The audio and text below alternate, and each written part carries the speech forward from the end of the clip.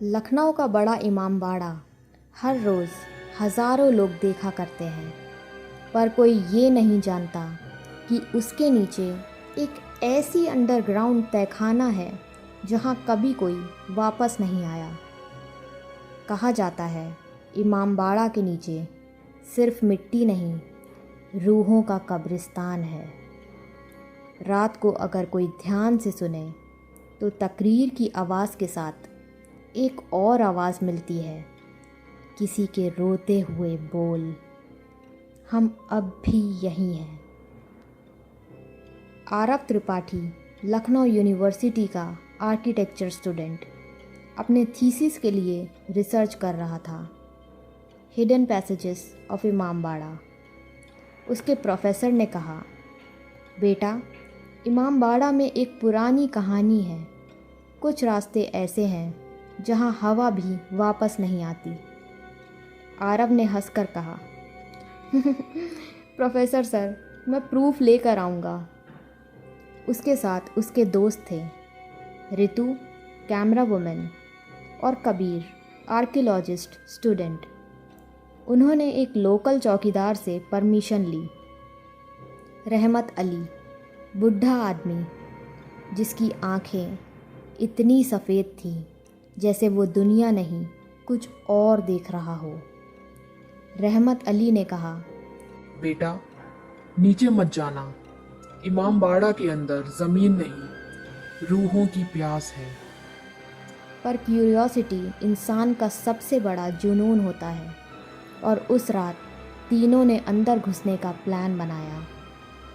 रात के 2 बजे लखनऊ की हवा में सर्दी थी और चांद बादलों में छुपा था। आरव ने टॉर्च जलाकर इमामबाड़ा के अंदर कदम रखा। सब कुछ शांत था, सिर्फ उनके कदमों की आवाज़ आ रही थी। एक पुरानी दीवार के पीछे से हल्की सी ठप ठप की आवाज़ आई। रितु ने पूछा, ये क्या है? कबीर ने बोला, हो सकता है हवा का प्रेशर हो। पर जब उन्होंने दीवार पे हाथ रखा तो वो हिल गई और अंदर से एक संकरी सीढ़ी नज़र आई जो नीचे अंधेरों में जा रही थी। ज़मीन ठंडी थी और हवा में एक अजीब सी मिट्टी और लाश की स्मेल आ रही थी। तहखाना पतला था और हर तरफ एक आवाज़ गूंज रही थी। दीवारों पर लिखा था अरेबिक और फ़ारसी में लिखे लफ्ज़ जिन्हें कबीर पढ़ नहीं पा रहा था। एक जगह उन्होंने देखा एक पत्थर का दरवाज़ा जिसमें एक आदमी की मूर्ति बनी थी और उसके नीचे लिखा था, जो अंदर गया उसने कबूल किया। कबीर ने हंसकर कहा, क्या कबूल किया? तभी उसके पैर के नीचे कुछ क्रैक हुआ। उन्होंने टॉर्च जलाई। नीचे आधे सड़े हुए खोपड़ियाँ थीं। आरव ने ज़मीन से एक रिंग उठाई, पर जैसे ही उसने छुआ उसके कान में एक आवाज़ आई, वापस रख दो। सब कुछ थोड़ा रुक गया। रितु चिल्लाई, किसने बोला? आरव बोला, किसी ने नहीं, शायद एको। लेकिन एको कभी नाम नहीं लेता। और वो आवाज़ दोबारा बोली, आरव। उन्होंने कैमरा ऑन रखा, पर कैमरा स्टैटिक लेने लगा। स्क्रीन पे ब्लैक एंड वाइट फ्लिकर हुआ और उसमें एक चेहरा दिखा, बिना आँखों वाला चौकीदार। कैमरा में से आवाज़ आई, नीचे मत जाओ। लेकिन तीनों ने इग्नोर किया।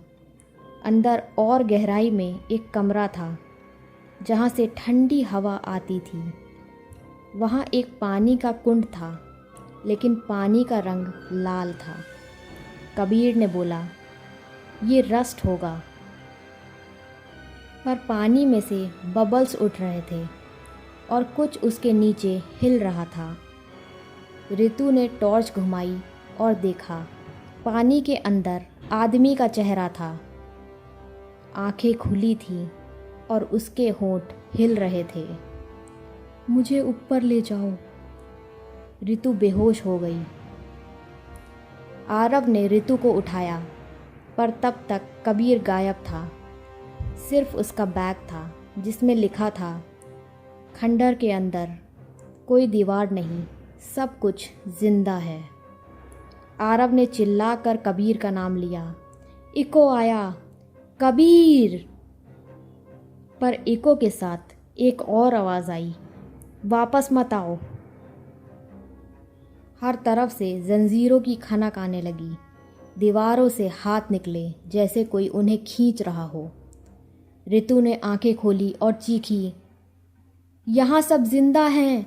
आरव, आरव, सब दीवार के अंदर हैं। उसने टॉर्च लगाई। दीवार में इंसानी चेहरे थे, जैसे पत्थर में दबा दिए गए हों। उनके होठ हिल रहे थे। हम अब भी जिंदा हैं। आरव और रितु भागने लगे, पर हर रास्ता वहीं लौट रहा था। ज़मीन से आवाज़ आई, तुमने कबूल किया, अब यहीं रहो। रितु के पैर से खून निकलने लगा।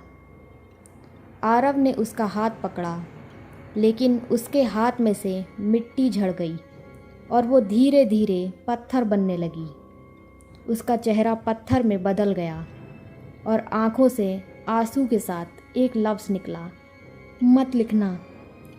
आरव ने चिल्लाया और टॉर्च तोड़ दी। उसने भागकर ऊपर आने की कोशिश की और दीवार से टकरा गया।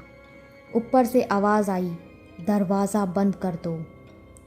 और सब कुछ अंधेरा हो गया। 3 दिन बाद रहमत अली ने पुलिस को बुलाया। तहखाना सील कर दिया गया। बस एक कैमरा मिला जिसमें लास्ट फ्रेम में आरव का चेहरा था, आंखें सफ़ेद और मुंह खुला हुआ।